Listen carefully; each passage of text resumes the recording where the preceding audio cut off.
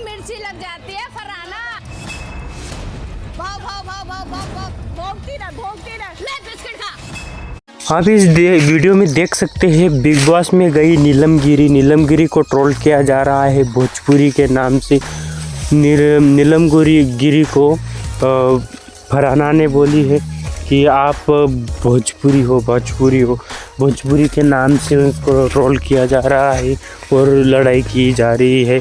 तो फरहाना और नीलम गिरी के आप झगड़े देख सकते हैं फर्श, और नीलम गिरी को भोजपुरी करके रुलाया जा रहा है और लड़ाई हो रही है।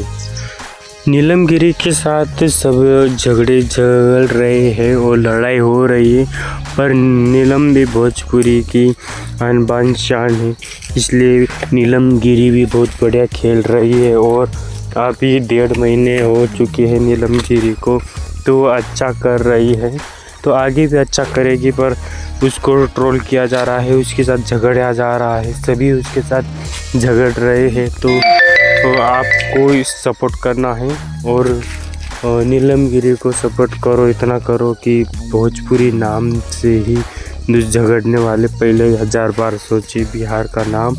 और बिहार की शेरनी गई है बिग बॉस में, तो सपोर्ट करो।